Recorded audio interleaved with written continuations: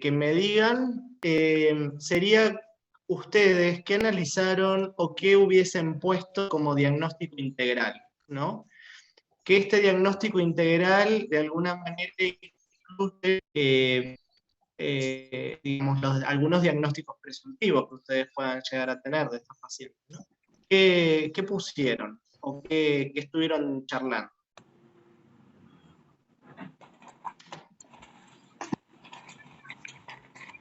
Es medio difícil por ahí, no sé, no llegamos a hablar mucho del diagnóstico, un diagnóstico integral, pero sí pensar en muchas cosas, por ejemplo, trastorno de la alimentación, pubertad retrasada, depresión, por ahí, en base a lo que decía la historia clínica, se podían pensar muchas cosas, pero no sé, un diagnóstico integral, cómo englobarlo, qué decir.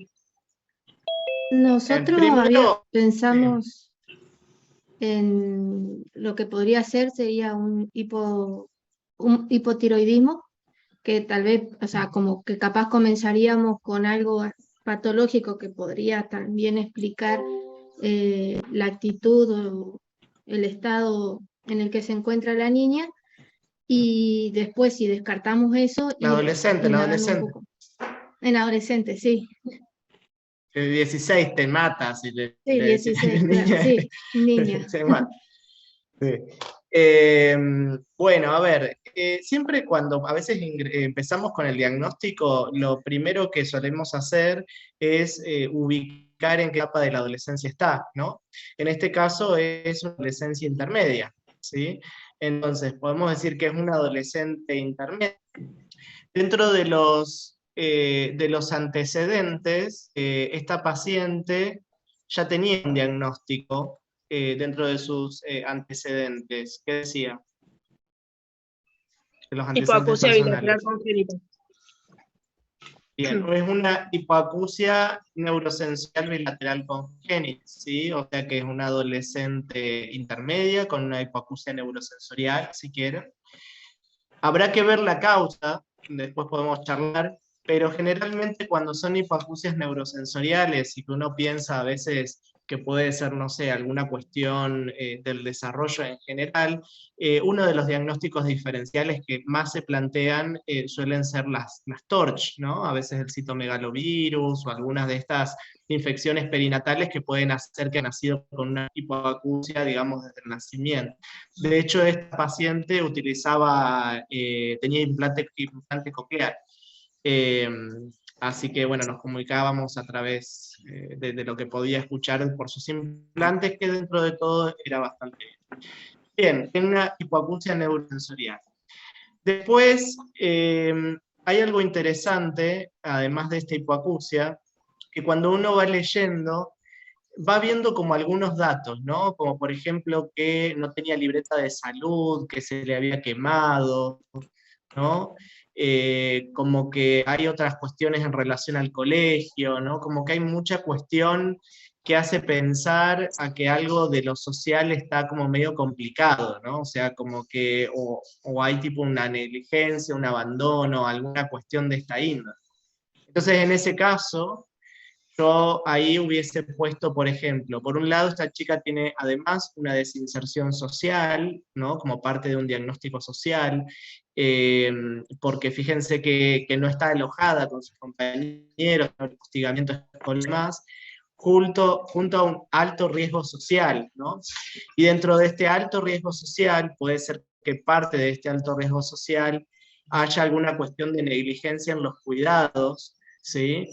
Por el tema de las vacunas, por el tema de cómo llegó esta adolescente en este estado al consultorio, o sea, qué pasó en el medio, ¿no? ¿Por qué llega hoy después de, no sé, con todas estas cosas que quizás hay muchas que ya implican secuelas, ¿no? Entonces, el alto riesgo social también. Pero además de eso, cuando uno va viendo, analizando, digamos, se va encontrando con que la chica tiene una actitud indiferente, una bulia, una apatía, habla suave, hay un desinterés, ¿sí? Y gran parte de todas estas cosas también corresponden a un síndrome depresivo, ¿sí? Además de esto, el síndrome depresivo puede justificar de alguna manera que no quiera comer o que esté inapetente, ¿no? Entonces ahí tenemos un poco algunos diagnósticos psicosociales, más esto de la hipoacusia neurosensorial.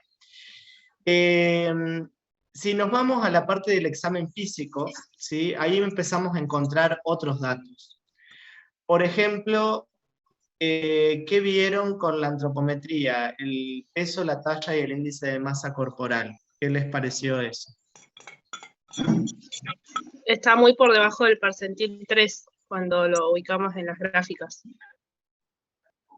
¿Qué cosa está por debajo del percentil 3?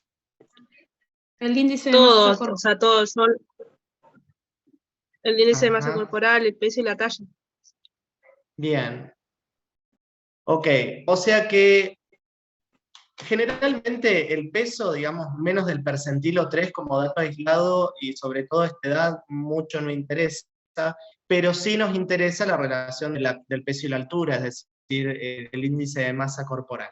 O sea que claramente sabemos que tenemos una talla menor al percentilo 3, y esa es una definición de baja talla, ¿sí? O sea que ese sería otro de los diagnósticos, ¿no?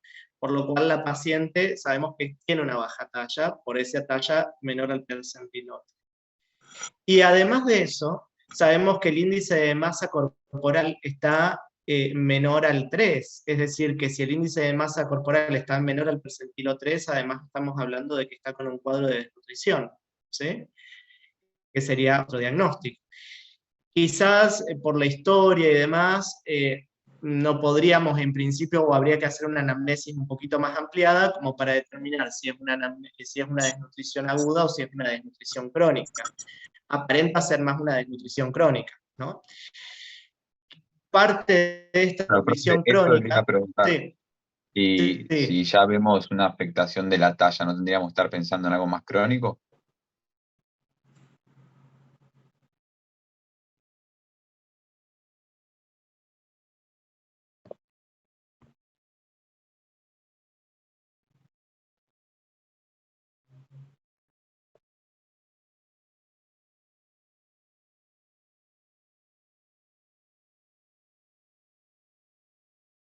Van rondando dentro de los diagnósticos diferenciales, y uno puede plantearse, por ejemplo, esto, desnutrición crónica versus síndrome genético, por ejemplo, ¿no?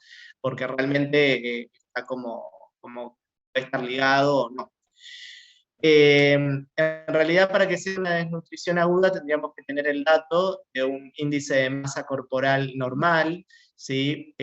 Momentos o unos par de meses previo a la consulta, como para decir que bajó rápido de peso, y ahí sí poder decir que la paciente hoy está en una desnutrición aguda, ¿sí? Pero como decía Tomás, muy posiblemente sea una desnutrición crónica. En principio podemos poner desnutrición y eventualmente crónica quizás. Bien, ahora cuando uno piensa en una baja talla, si en un paciente con baja talla, una de las cosas que empieza a decir es, bueno, está debajo del percentilo 3, es lo que me dicen ustedes. Y yo digo, bueno, pero ¿qué tan abajo del percentilo 3? ¿Sí? Y ahí empiezan los malabares, ¿no? Y sí, bueno, un poquito, no, un montón, mucho. Eso se mide. ¿Y por qué se mide? Porque eso es lo que le llamamos desvíos estándares, ¿sí? ¿Para qué nos sirven los desvíos estándares o el Z-score? Nos sirve como para saber, por ejemplo, qué tan abajo del percentilo 3, o si estamos hablando de una talla alta, qué tan arriba del percentilo 97, porque supónganse que ustedes la vuelven a ver esta paciente dentro de, no sé, dentro de 3, 4 meses, le vuelven a tomar la talla, y se encuentran que sigue por debajo del percentilo 3, pero probablemente se arrimó un poquito, ¿se entiende?, a la curva del percentilo. Entonces probablemente mejoró en su velocidad de crecimiento. Entonces esto se calcula y se mide con lo que es el Z-score. El Z-score ustedes lo van a ver en la tabla lo van a ver en la ¿cómo se llama? En el libro verde, lo van a ver así. Ahí les compartí pantalla.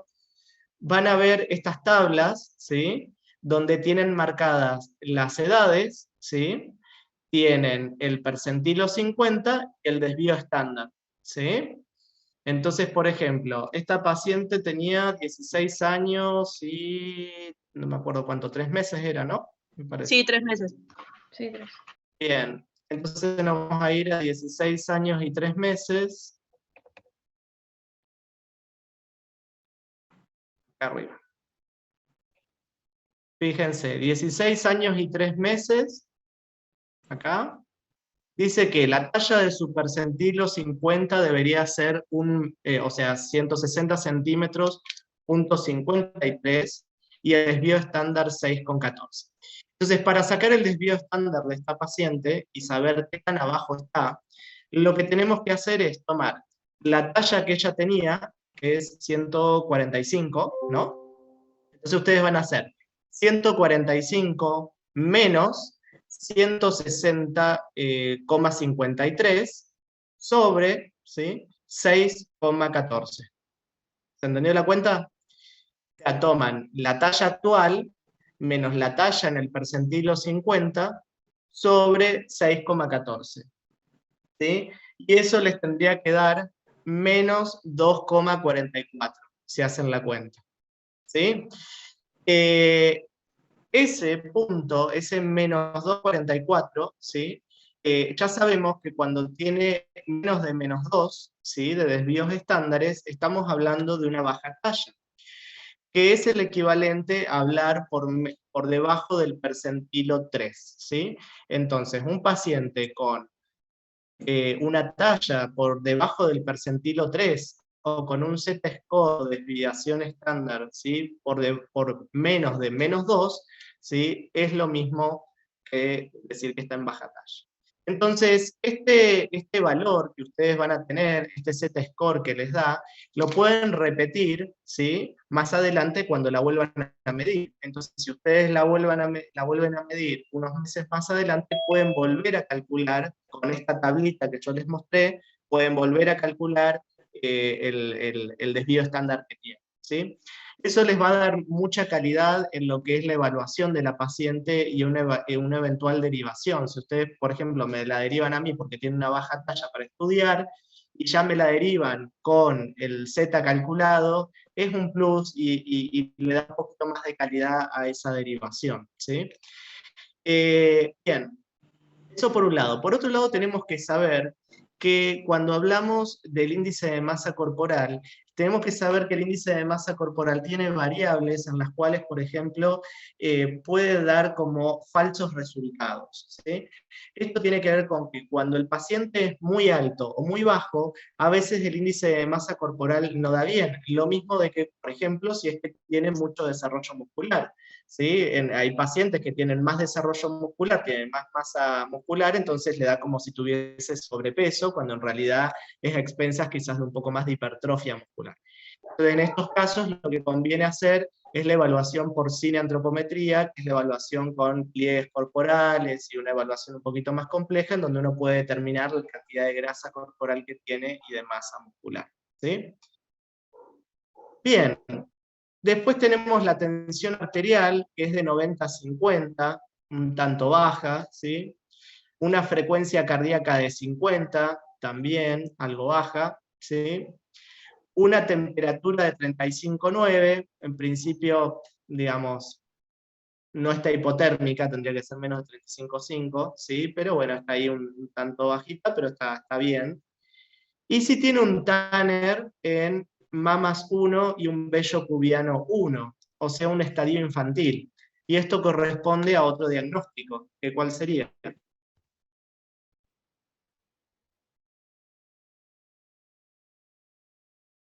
Retraso puberal. Retraso puberal. Bien, una pubertad retrasada, ¿sí? Hay varios diagnósticos. Piensen que cuando nosotros podemos tener tanto una pubertad retrasada como una pubertad adelantada, ¿sí? Una pubertad detenida, ¿sí? Pacientes que venían bien y de repente detienen la pubertad, una pubertad acelerada, ¿sí? Hay varias situaciones que se pueden dar y hay distintas patologías que pueden ocasionar todos estos tipos de trastornos. Pero por lo general sabemos que una pubertad una pubertad retrasada en una mujer casi siempre tiene una causa orgánica, ¿sí? En la gran mayoría de las veces. Y una pubertad adelantada muchas veces y generalmente en las chicas es idiopática. En cambio en el varón ocurre absolutamente lo opuesto.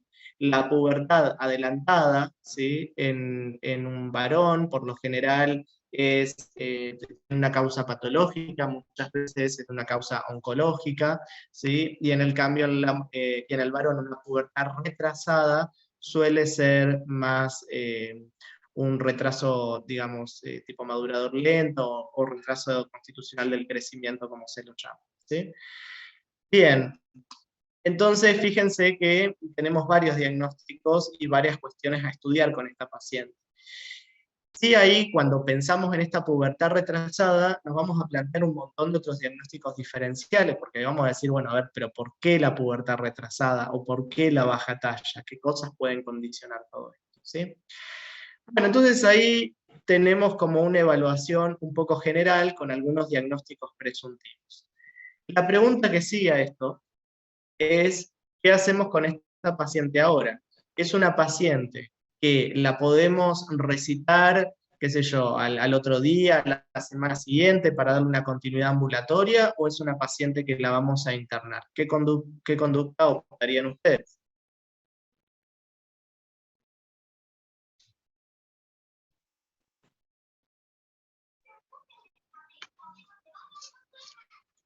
Fue como un poco obligada a ir, o sea, como que ella no quería ir. Entonces en esos casos ahí no sé qué se podría hacer. No sé si la internación sería lo ideal, o sea, para mí sí, pero no sé qué se haría en esos casos, o sea, no se las puedo obligar, o no sé si se entiende lo que quiero decir. Ajá. Sí, entiendo. Es su paciente. Porque acá el tema es ese, ¿no? Es una paciente que ustedes la reciben en el consultorio, hacen toda esta evaluación que estamos como conversando y tienen que decidir, ¿no? ¿Qué es lo que harían con esta paciente?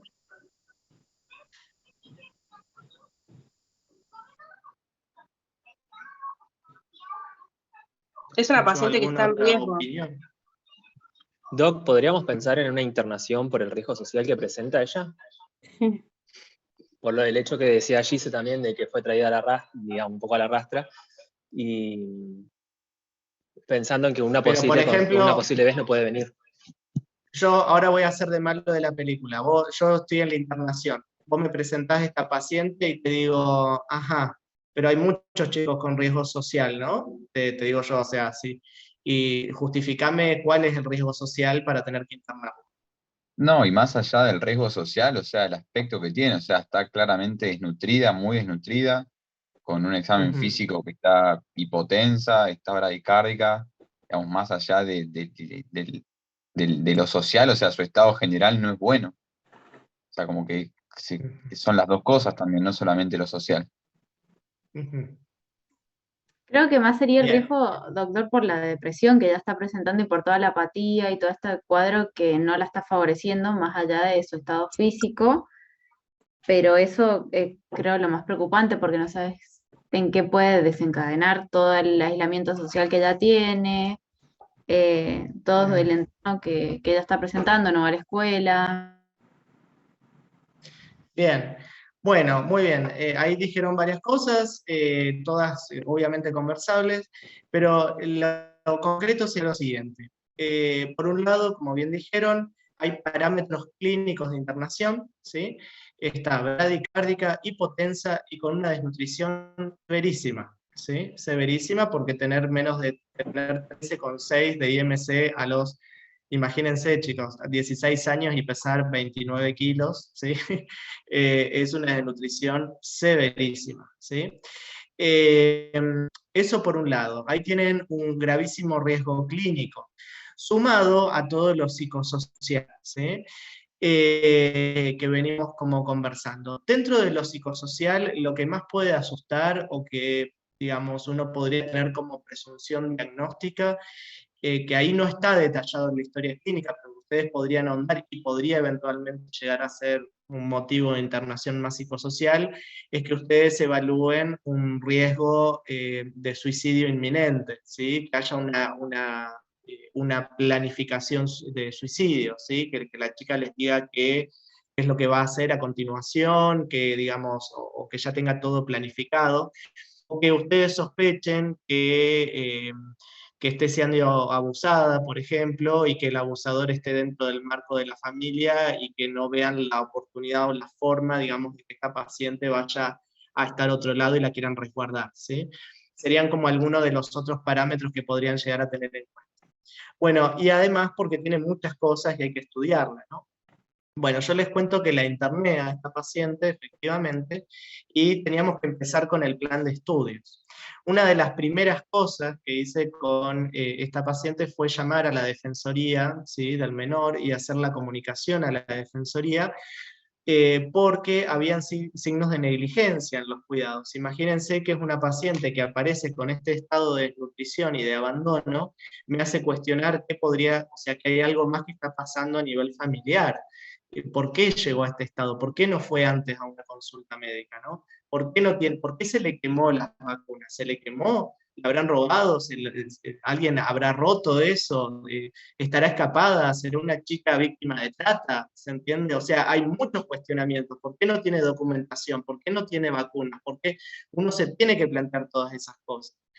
Piensen que, y sobre todo para todo lo que es trata de personas y todo este tipo de cuestiones, más nosotros que trabajamos en el ámbito de la salud, piensen que este tipo de cosas pueden pasar, ¿sí? Entonces uno tiene que estar atento a esto, ¿sí? Sobre todo con pacientes que sean menores de edad. Yo pienso que nadie se puede permitir que pase algún niño o adolescente por enfrente de ustedes tratando de pedirles ayuda y que no nos demos cuenta de que está siendo víctima de trata, ¿sí? Entonces, eso sí les pido por favor que siempre estemos atentos, y sobre todo cuando estas cosas le hagan ruido, ¿no? Que se le quemaron, que no tienen los papeles, que ¿sí? Todas esas cosas tienen que hacer ruido, a que algo más puede estar pasando. Bien.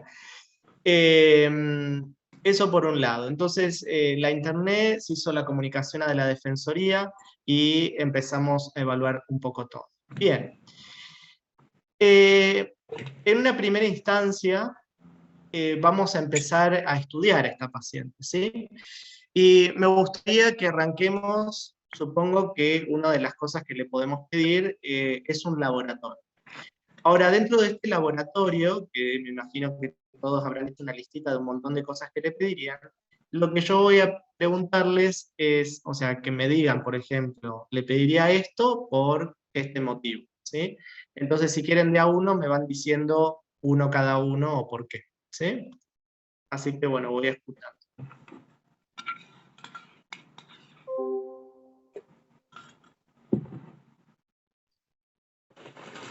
Bueno, de lo más común podremos empezar por un hemograma para ver el estado o el grado de desnutrición que tiene, a ver si también se encuentra anémica o no.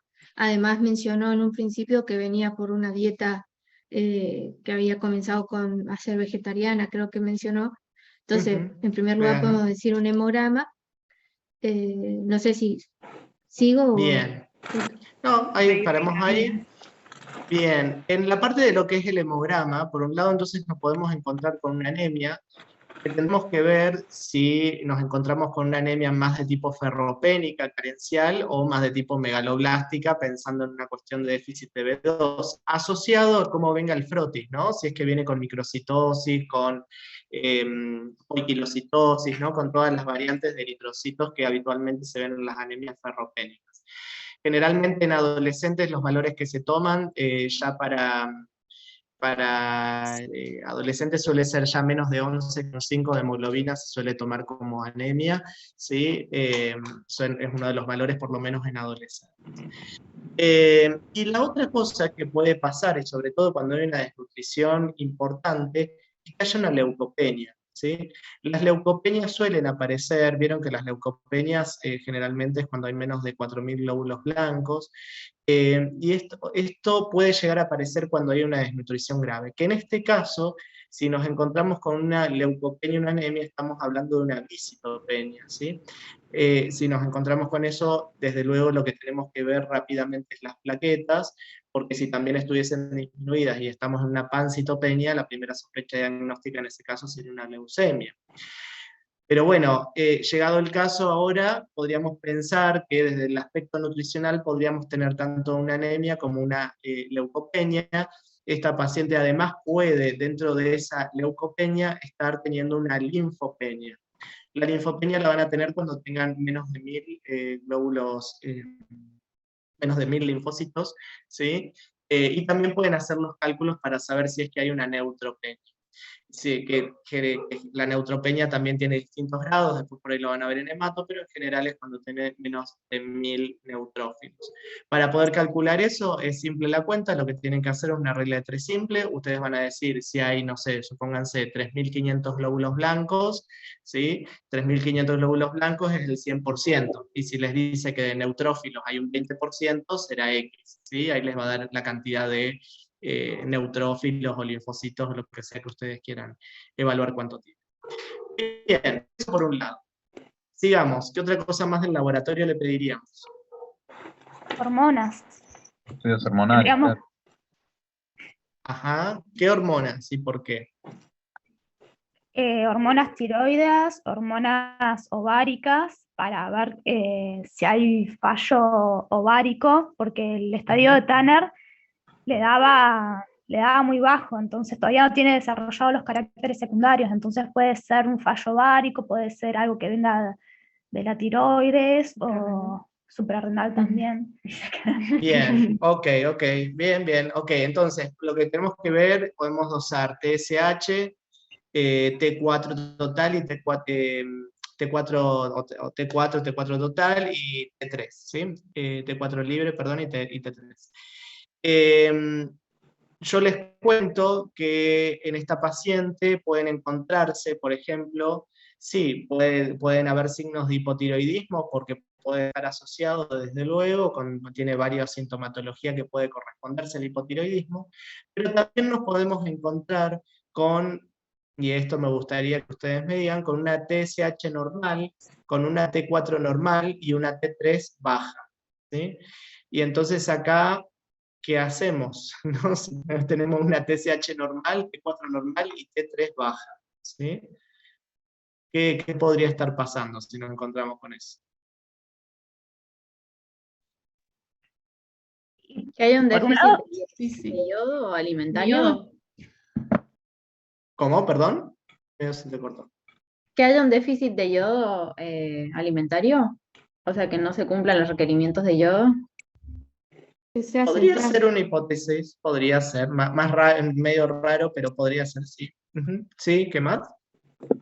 en esos casos no hay Que- como deficiencia de la enzima que después pasa de T4 a T3, de iodoso, la de- Exactamente, y eso se debe a que hay una disminución de la grasa periférica, ¿sí? Entonces, en los pacientes que están desnutridos graves, se produce el síndrome de T3 baja, ¿sí? Entonces tienen TSH normal, T4 normal, T3 baja. Si ustedes hicieran, por ejemplo, este mismo laboratorio de hormonas tiroides a un paciente que tiene obesidad, se pueden encontrar con una TSH normal, T4 normal y T3 alta, ¿sí? Usted va a decir, ¿cómo va a tener la T3 alta? Eventualmente se pensarían que tendría baja si está con una obesidad, como para pensar un hipotiroidismo, pero a veces si tiene un exceso de conversión periférica, les puede dar así. Por eso, incluso cuando tienen obesidad, conviene más pedirle o TSH sola o TSH y T4, ¿sí? Porque la T3 en realidad un poco como que más que los va a confundir que eso. Pero sabiendo que en esta paciente, si tenemos TSH normal, T4 normal y T3 baja, un poco también nos confirma la disminución de la grasa periférica. Por otro lado, decían hormonas ováricas, entonces en este caso pediríamos el eje, ¿no? FSH, LH y estradiol, puntualmente. El tema es que lo que nos podríamos encontrar, y sobre todo si la paciente está en un Tanner infantil, ¿sí? Con un mamas 1 y vellos pubianos 1, tenemos que pensar que lo más probable es que, o sea, está hipogonádica, eso concretamente está hipogonádica. hipogonádica, que llamamos que es hipogonádica, no está secretando estrógenos, ¿sí? El tema acá sería, no secreta estrógenos porque no tiene ovario, ¿sí? O no secreta estrógenos porque el eje, digamos, hace que mande poco FSH-LH, ¿sí? Entonces acá nos encontramos con dos situaciones. Por un lado podemos estar hablando de un hipogonadismo hipogonadotrófico, ¿sí? O de un hipogonadismo hipergonadotrófico.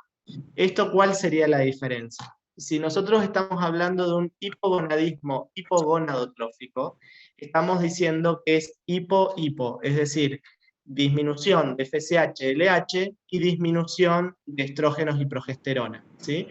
Y si hablamos de una disminución tanto de FSH y LH como de estrógenos y de progesterona, muy probablemente la causa sea central, ¿no? No es una causa periférica, sino la causa viene ya desde arriba, hay poco mensaje. Este poco mensaje puede estar debido a la desnutrición grave que tiene esta paciente, entonces al tener poca grasa, el cuerpo responde tratando de disminuir la síntesis de esteroides, ¿no? Para tratar de conservar de alguna manera y no seguir perdiendo sangre con el ciclo ovárico, ¿sí? A través de la menstruación. Entonces va digamos, a que este ciclo disminuya. Entonces nos vamos a encontrar tanto en pacientes desnutridos graves, como por ejemplo también en pacientes como por ejemplo con trastornos de la conducta alimentaria y demás, con un hipogonadismo hipogonadotrófico.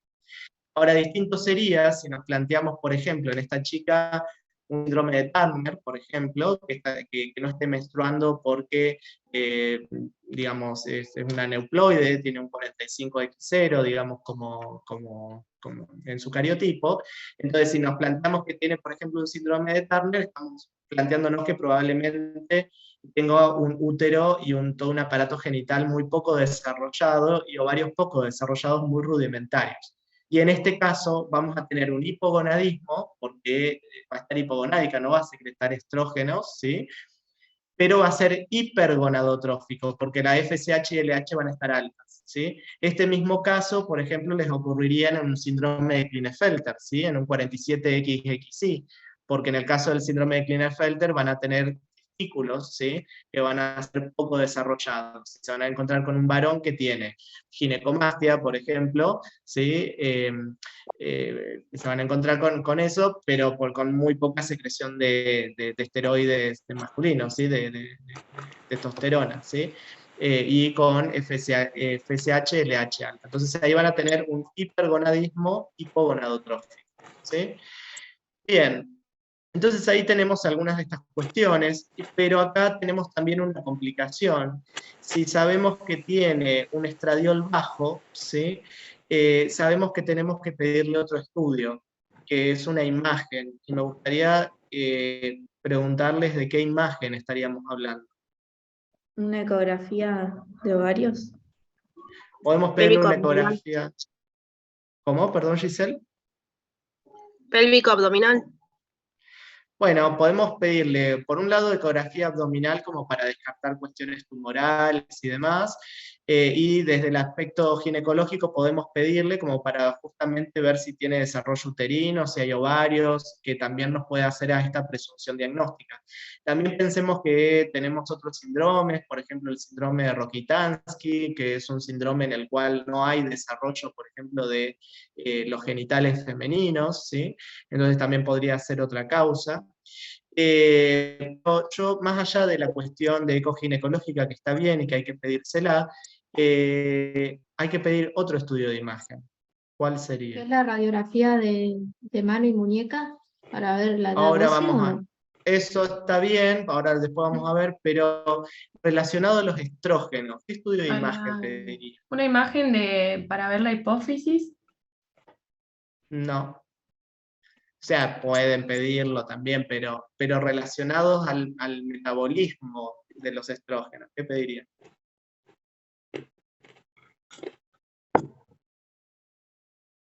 ¿Con qué se relaciona una de las funciones? Sí. ¿La hepática? No, les voy a dar una pista. Una mujer que está con menopausia y que no tiene estrógenos, ¿qué le pasa? Disminuye la densidad ósea, así que habría que pedirle una densitometría ósea. Cuando una paciente tiene más de 6 meses de amenorrea, ¿sí? Tenemos que pensar de que puede haber una afectación de la densidad mineral ósea. En el caso de los adolescentes, lo que más nos interesa es hacer foco en L4 y en L5, ¿sí? Porque lo que tenemos que evaluar es si hay riesgo de aplastamiento vertebral.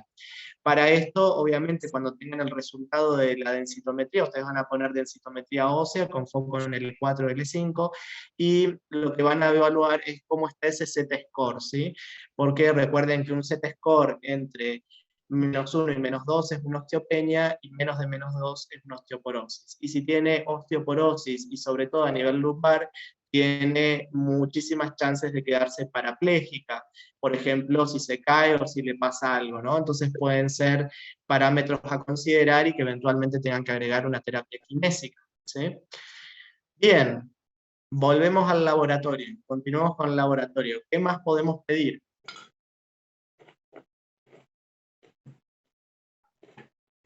Le podríamos pedir dosaje de vitamina B12, homocisteína, remia, por el tema de la dieta vegana que lleva. Bien. También Bien, vitamina o sea, D.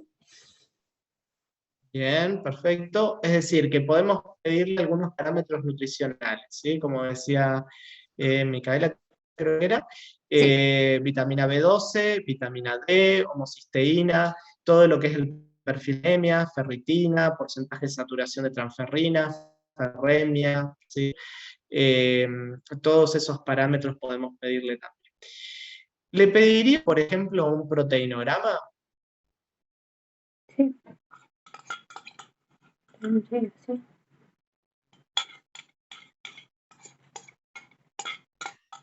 ¿Le pedirían un proteinograma?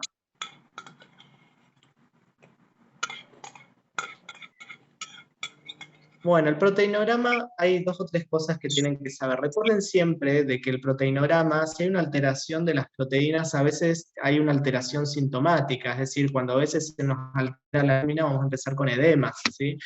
Y generalmente en los pacientes con desnutrición, el proteinograma y varios de los puntos, digamos, del laboratorio suele dar normal. Siempre tengan en cuenta que cuando un paciente está desnutrido y tiene un laboratorio normal, no significa que esté bien, ¿sí? Esto porque es una discusión que van a tener muchas veces con los médicos clínicos o con los pediatras, y van a decir, bueno, no, pero el laboratorio está normal, no hace falta. No. Piensen que no tenemos que llegar a que el laboratorio se altere, porque imagínense que pasar a tener una hipoproteinemia o pasar a tener un trastorno hidroelectrolítico implica que la paciente pasa de estar de ambulatorio a una terapia, ¿se entiende? Entonces, la idea no es llegar a ese punto, y por lo general el cuerpo siempre tiende a compensar, a mantenerlo con parámetros homeostáticos. Entonces va a sacar de donde pueda para tratar de mantener ese equilibrio homeostático. Y cuando eso se altere, estamos ya hablando de una paciente que está claramente grave. En relación al proteinograma, en realidad nosotros podemos fijarnos las proteínas totales y la albúmina. Sabemos que la albúmina en realidad es un parámetro de aproximadamente unas 3 semanas atrás, nos indica ese estado nutricional que no es hoy actual, sino que nos indica un estado nutricional de hace aproximadamente unas 3 semanas atrás. Y el otro parámetro interesante que nos puede dar el proteinograma son principalmente las gamma globulinas. Que las gamma globulinas siempre es importante verlo, y ustedes lo deben haber visto, que el proteinograma se pide, por ejemplo, cuando tienen un paciente que es sibilante recurrente, siempre le piden proteinograma, y en realidad el proteinograma está asociado a que hay que ver las gamma globulinas. Las gamma globulinas serían, si quieren, pueden pedirlas aparte, ¿no? Como la IgM, IgA, IgG, IgE, y pueden pedir todas las inmunoglobulinas, o pueden ver directamente la totalidad de las gamma-globulinas dentro del proteinograma. Eso está bueno como para ver si hay una hipogamaglobulinemia o algún otro trastorno asociado, porque además, recuerden que a veces son pistas, a veces uno se empieza a encontrar con un hipogamaglobulinemia, amenorrea, ¿sí? Se empieza a encontrar como varias otras cosas. Por ejemplo, si yo a esta paciente le agregara que tiene, no sé, otras alteraciones, como manchas café con leche o alguna cosa así, yo podría decir que está, no sé, cursando un síndrome de McCune-Albright, por ejemplo, que va teniendo como otros parámetros. Bien, ¿Le pedirían, por ejemplo, un ionograma, sodio, potasio, calcio, fósforo, magnesio? ¿Pedirían eso?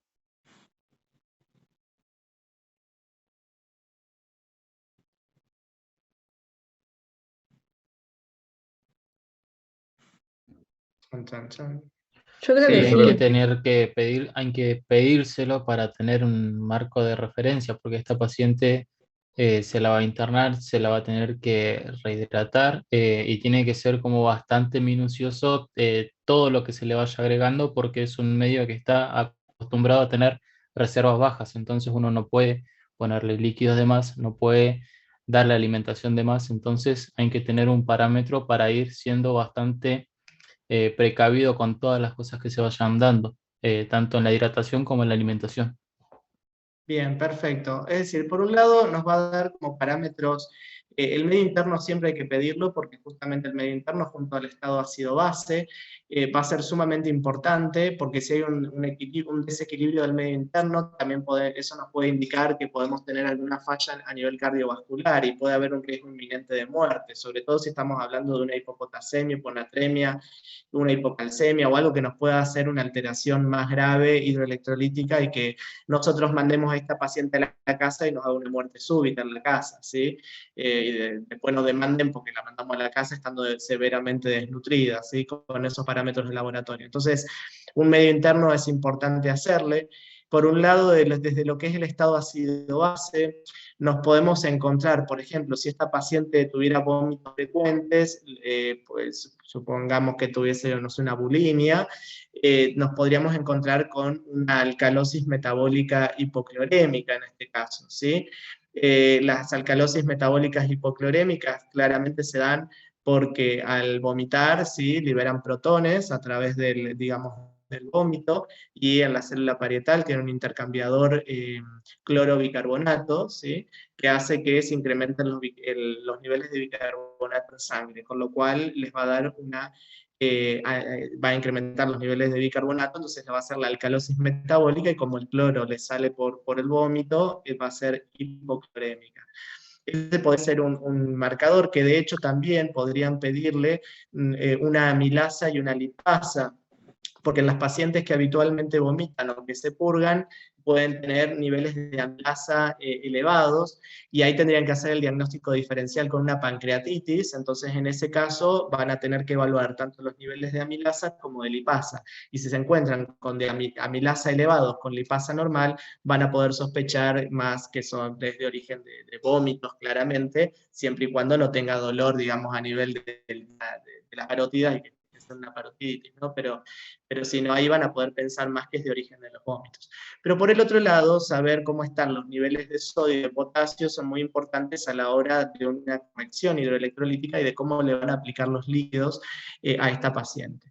Dentro de los datos más importantes que van a tener que tener en cuenta son los niveles de fósforo y los niveles de potasio. Yo creo que esto antes se los había dicho, pero lo que tenemos que evaluar es la posibilidad de un síndrome de realimentación. Imaginen que esta paciente, cuando se interne, va a tener que empezar a comer. No sabemos bien si la paciente puede empezar a comer por sus propios medios, o le vamos a poner una sonda nasogástrica y la vamos a empezar a alimentar a través de una sonda nasogástrica, ¿no? Si la empezamos a alimentar forzosamente, tenemos que empezar con una muy poca cantidad de calorías, ¿sí? Sabemos que aproximadamente la cantidad de calorías que debería recibir una adolescente mujer tendría que ser aproximadamente unas 1800 kilocalorías al día, ¿sí? Un varón más o menos 1200 kilocalorías, pero no podríamos arrancar con una paciente severamente desnutrida dándole 1800 kilocalorías al día, ¿sí? Entonces, para este caso, tenemos que arrancar con muchas menos. ¿Por qué? Porque si arrancamos con niveles de fósforo que están, por ejemplo, en valor límite o en un valor inferior, corremos con el riesgo de que el fósforo descienda aún más y los niveles de potasio también desciendan aún más. El mecanismo fisiopatológico que explica esto es que ustedes al aplicarle glucosa, ¿no? Al darle glucosa a la paciente, la glucosa va a ingresar a la célula, ¿sí? Gracias a la insulina. Esto va a hacer a través de la insulina que bajen los niveles de potasio, por lo cual si ya estamos partiendo de un potasio bajo va a bajar aún más a darle alimentación, y además al incorporar la glucosa por dentro de la célula, la glucosa se va a fosforilar intracelularmente, entonces va a hacer que los niveles de fósforo, si ya los teníamos bajos, van a bajar aún más. Cuando ocurre esta distorsión hidroelectrolítica suele conllevar a edemas, ¿sí? Y puede alterar también todo lo que sería la circuito eléctrico cardíaco, con lo cual pueden haber arritmias y una muerte posterior. Entonces esto hace un síndrome que se llama síndrome de realimentación, y que hay que ser muy cautos a la hora de alimentar. Por eso es que hay que alimentar con pocas cantidades de comida, y hay que hacer un aumento progresivo en la cantidad de kilocalorías que se van a ir administrando, siempre vigilando el medio interno para que este medio interno no se altere, ¿sí?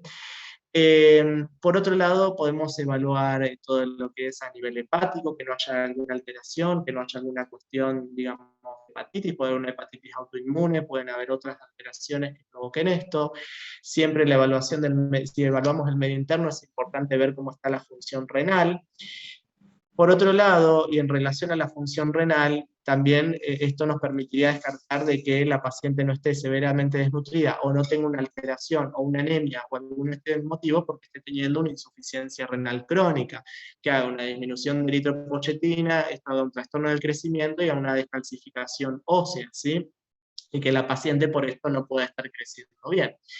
Pero además de eso, tenemos que seguir pensando en estas cuestiones que pueda tener la paciente, y en lo del fósforo también, tenemos que pensar que la alteración del fósforo, sobre todo si estamos hablando de una hipofosfatemia que tenga la paciente con vitamina D baja, que la paciente no esté con un raquitismo. Si la paciente estuviese con un raquitismo y estuviese a niveles de un metabolismo fosfocálcico, digamos, que está alterado, podríamos pedirle, por ejemplo, las radiografías de muñeca y las radiografías de rodilla, junto a ver si, por ejemplo, tiene un gen uvaro, ¿sí? Que es otra de las características, más allá del rosario costal y todas las otras características que puede tener una hipovitaminosis D, ¿sí? Y tener un raquitismo enfermedad, que por ahí lo tuvo durante muchos años, por esta desnutrición, y no fue diagnosticado. Un parámetro nutricional que a veces se puede agregar y que también habla un poco de las defensas es el complemento, es el C3, ¿sí? El C3 bajo también suele, o sea, el C3 suele estar bajo muchas veces cuando hay una alteración a nivel nutricional. Por otro lado, si estamos hablando de algo que puede estar provocando un estado nutricional de este tipo, es mandatorio pedir anticuerpos para celiaquía, ¿sí? Y evaluar eso. Bien, ¿pedirían un electrocardiograma?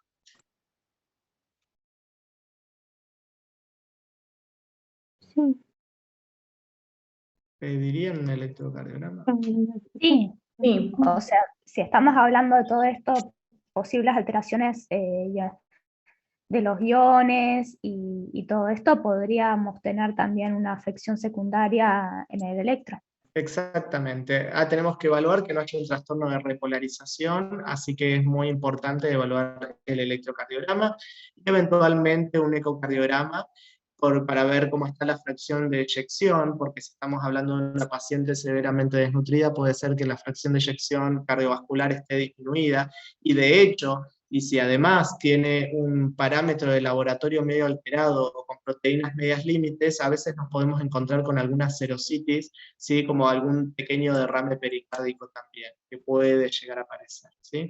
Las ecografías que habíamos dicho, y a nivel también, habían mencionado pedir RX de mano izquierda, creo, y RX, otra RX puede ser, no sé quién había dicho, si lo puede repetir. Yo había dicho la de Sí. RX de mano y muñeca, me parece que era del lado izquierdo, para evaluar la edad ósea. Bien. Cuando nosotros tenemos un paciente con baja talla, una de las primeras cosas que tenemos que hacer es ver cuál es la talla de la madre y la talla del padre, ¿sí? Para ver si es que esa baja talla no corresponde a una baja talla familiar, ¿sí? Antes de pedir estudios. En este caso, yo creo que ya lo vieron, ¿no? Esto de la cuentita de cómo se hace, de tallas, que es la talla de la madre más la talla del padre, más 12,5 si es varón, menos 12,5 si es mujer, todo eso sobre 2, y le da la talla blanca, ¿no? ¿Eso lo hicieron? Sí. Bien, eso es más o menos 8,5, que es el rango genético, pero sí, uno dice, bueno, saca la cuenta, ¿no? Pero dice, bueno, no sé, va a crecer, no sé, 1,70 m, por poner un número. Está bien, pero mi paciente hoy mide 1,40. Entonces yo no sé si está bien o está mal. Yo sé que ese es su blanco, pero no sé si está bien o está mal. Entonces lo que ustedes tienen que hacer es, una vez que calculan el blanco genético, supónganse que les da esto, 1,70 m, le da la talla blanco, ustedes se tienen que ir a la tabla de talla, ¿sí? Y se van a donde termina el crecimiento, que sería hacia los 19 años, ¿sí? Se van a los 19 años y percentilan 1,70 m, ¿sí? Supónganse que 1,70 m, 19 años para una chica les da, no sé, percentilo 50, ¿se entiende? Y la paciente de ustedes está menos del percentilo 3. Claramente no está en el percentilo de crecimiento de su talla blanca, ¿se entiende? Y para eso es que uno lo calcularía. Entonces, siendo que la paciente no estaría dentro del rango, si espera su talla blanco, uno puede plantearse de que no es una baja talla familiar. Y por el otro lado, otra de las grandes diferencias que hacen a que sea una variante fisiológica de baja talla a una variante patológica de baja talla, es la alteración de la velocidad de crecimiento. Cuando la velocidad de crecimiento es normal, esto ustedes lo pueden ver, por ejemplo, en las tablas, cuando la paciente va creciendo en su carril de percentilo, ¿sí? Esto es muy simple, es mucho más complejo, pero si uno va viendo que va creciendo por el carril del percentilo, uno va viendo que sostiene su velocidad de crecimiento. Y generalmente, cuando una paciente sostiene la velocidad de crecimiento, aunque esté por debajo del percentilo 3, estamos hablando de que va creciendo a su ritmo, pero crece. El problema es cuando esta velocidad se empieza a detener y empezamos a ver que la talla prácticamente no se modifica con el tiempo. Entonces acá tenemos una alteración de la velocidad de crecimiento y es uno de los indicativos de que muy posiblemente estamos bajo una baja talla patológica, ¿sí? Entonces, dentro de las variantes fisiológicas, en donde la velocidad de crecimiento es la talla familiar, por un lado, y vamos a tener a los maduradores lentos, ¿sí? Los maduradores lentos también se los conoce como pacientes que tienen retraso constitucional del crecimiento. Que todos habremos tenido algún compañero, alguna compañera que, no sé, teníamos todos, no sé, 16 años, una edad así, todos habíamos pegado el estirón, pero teníamos algún compañero que era muy bajito, todavía, ¿sí? Y muchas veces estos chicos crecen, ¿sí? Llegan a la talla adulta, logran todos estos cambios, pero van a un ritmo más lento. Y para esto se pide la RX de edad ósea, ¿sí? ¿Por qué? Porque lo que nosotros vamos a ver es cómo está esa edad ósea respecto a su edad cronológica. Si el paciente tiene 15 años y yo le hago una RX, ¿sí? Y la RX me da que tiene 12, ¿sí?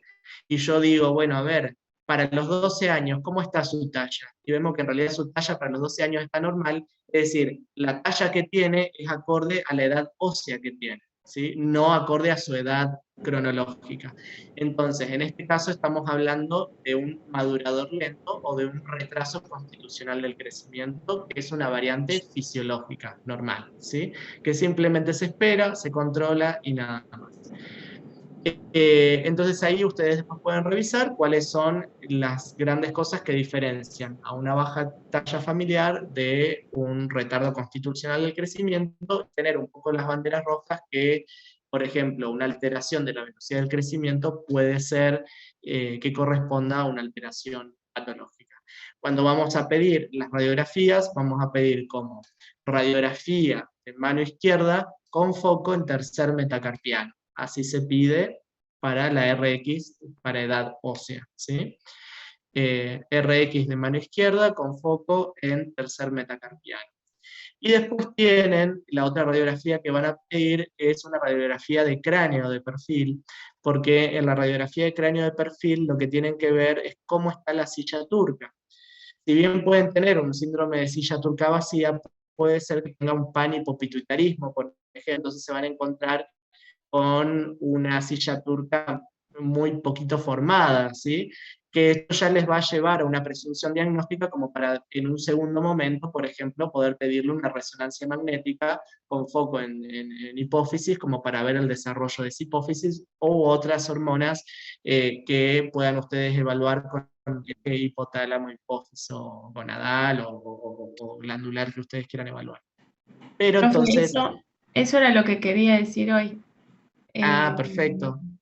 Pero bueno, no me Está salió. bien, claro, bueno, está bien, pero es un estudio como de segunda instancia y generalmente incluso los piden los endocrinólogos infantiles.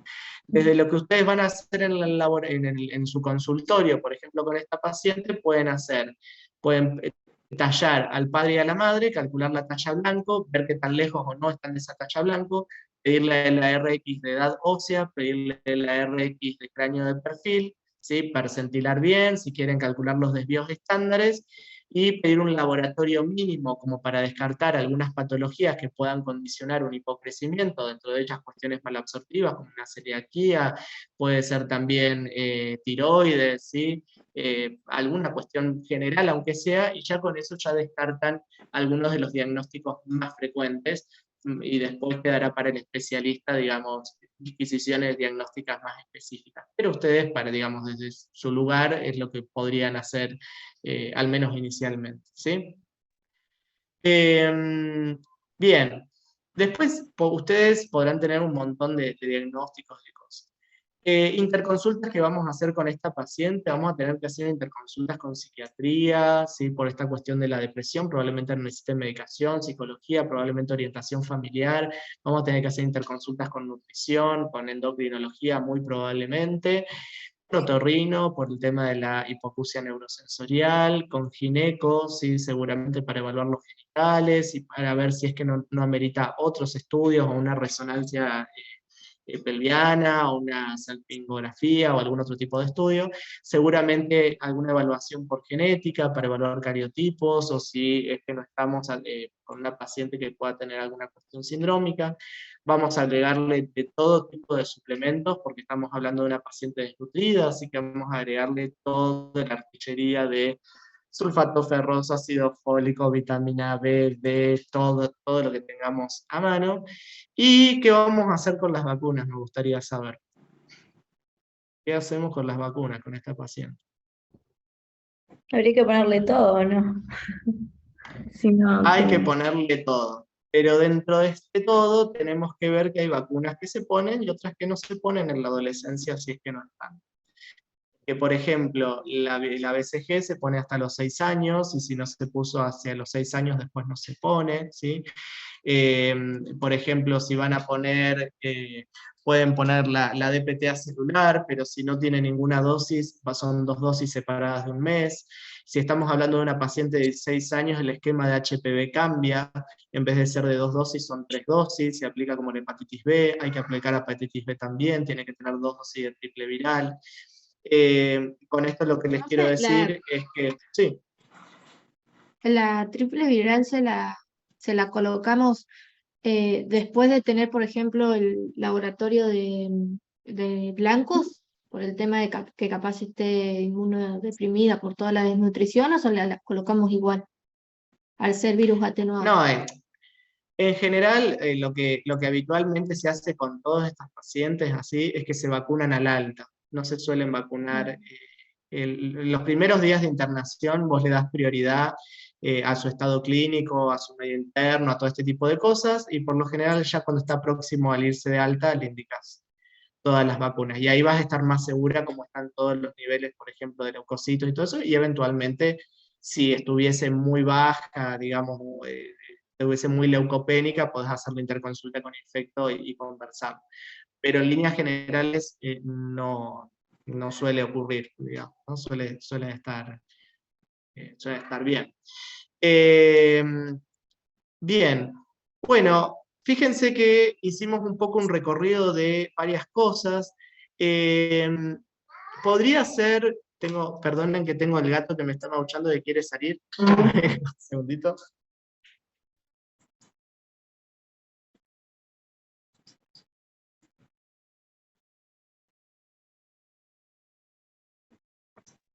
Estas cosas que pasan, vieron, cuando uno está en la casa. Bueno, y otra de las cosas, ¿qué hubiese pasado? Supónganse que esta paciente la revisábamos y otra paciente, vamos a poner otra paciente, tiene una paciente de 7 años, ¿sí? Y en vez de ser una pubertad retrasada, es una pubertad precoz. Una chica de 7 años que tiene vello pubiano, ¿sí? ¿Qué se plantearían ahí si les ocurriese eso? ¿Sería una pubertad precoz central, una pubertad precoz periférica?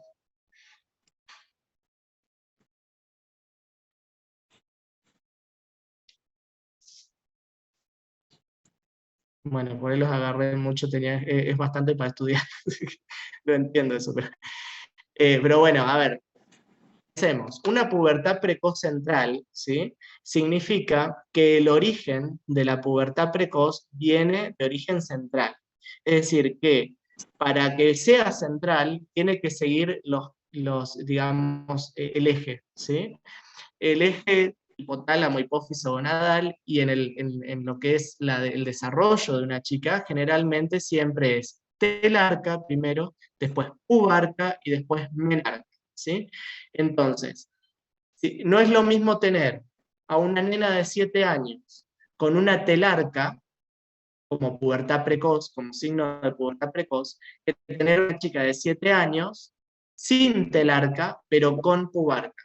¿Se entiende? Entonces, si yo tengo una nena de 7 años con una telarca, estoy hablando que muy posiblemente esa pubertad precoz es de origen central, ¿sí? ¿Por qué? Porque está siguiendo el eje, está siguiendo la secuencia, o sea, está arrancando con la telarca, yo ya sé que después viene la pubarca y después viene la menarca. Pero si no tiene telarca y tiene pubarca, yo claramente sé que probablemente esa pubertad precoz sea de origen periférico. Es decir, por algún lado están saliendo andrógenos, ¿sí? Que justamente no es por activación del eje hipotálamo hipófiso gonadal porque no va por ovarios, ¿sí? Entonces, lo sabemos que los andrógenos, en este caso, el lugar más frecuente para encontrarlos sería la glándula suprarrenal, ¿sí? ¿Cuál es la patología suprarrenal lejos por frecuencia que puede provocar una pubarca, por ejemplo? ¿Cuál sería? Que ya la vieron, seguramente si vieron Neo, seguro lo vieron.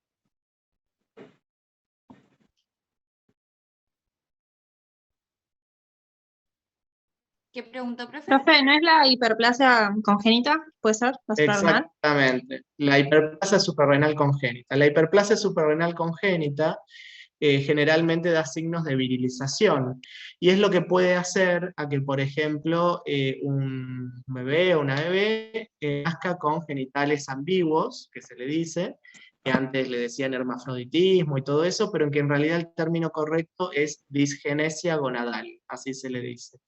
La digenesia gonadal significa o implica que hacemos la recepción de un recién nacido y tiene genitales que no podemos definir si esas gónadas, digamos, corresponden al sexo masculino o al sexo femenino, porque, por ejemplo, tiene, no sé, un clítoris muy desarrollado, que no sabemos si es clítoris o si es pene, en realidad.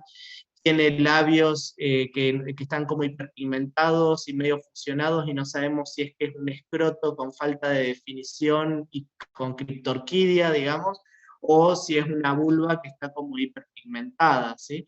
Entonces, en estos casos estamos hablando de una digenesia gonadal. Muchas de estas digenesias gonadales corresponden a hiperplasia suprarrenal congénita. La causa más frecuente de hiperplasia suprarrenal congénita es el déficit de 21-hidroxilasa. Les voy a mostrar con un dibujito que les va a quedar más claro. Ahí seguramente lo ven. Acá tienen ustedes, fíjense, a partir del colesterol, tienen las 3 capas de lo que sería la glándula suprarrenal, las 3 zonas, y lo que a partir de cada capa principalmente se va a producir, o sea, a partir del colesterol, tenemos por un lado producción de aldosterona, en la fasciculada la de cortisol y en la reticular de andrógenos.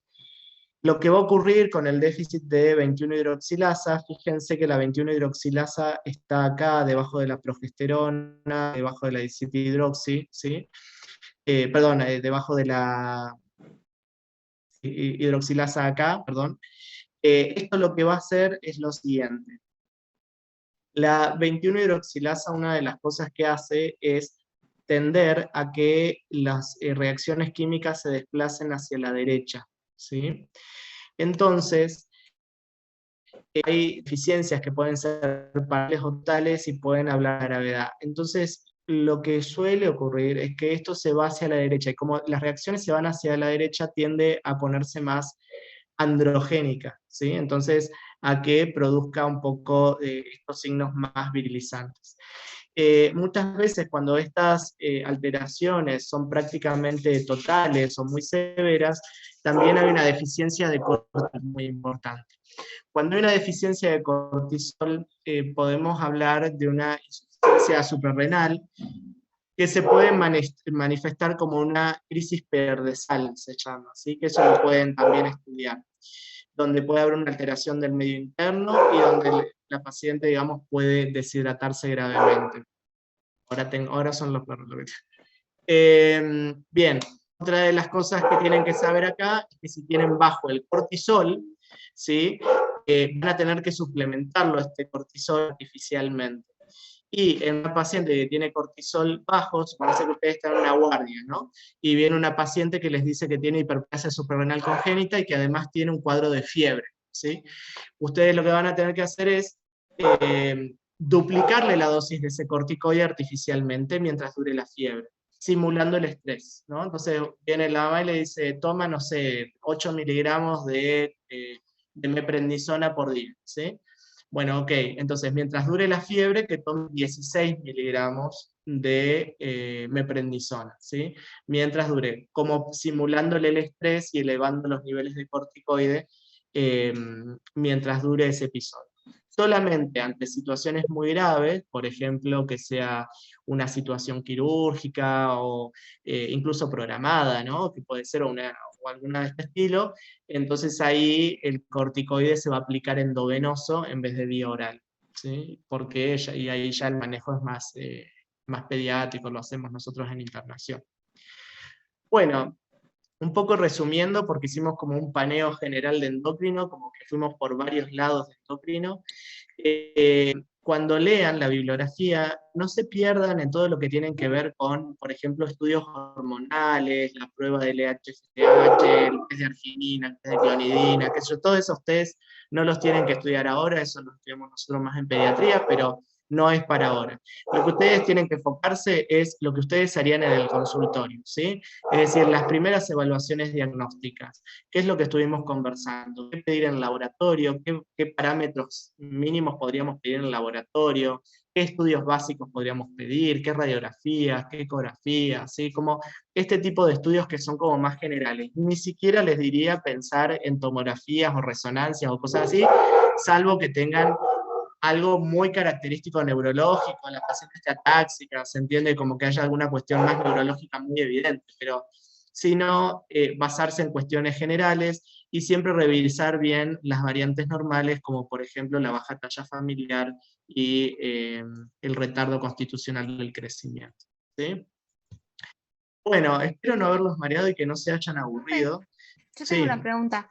Decime. La RX de la mano izquierda se usa para eso, para descartar un retardo constitucional de crecimiento, o sea, si la edad ósea da igual a la edad de la talla, es que es fisiológico, pero si tiene una edad ósea de 16 y una talla de 12, ahí sería patológico.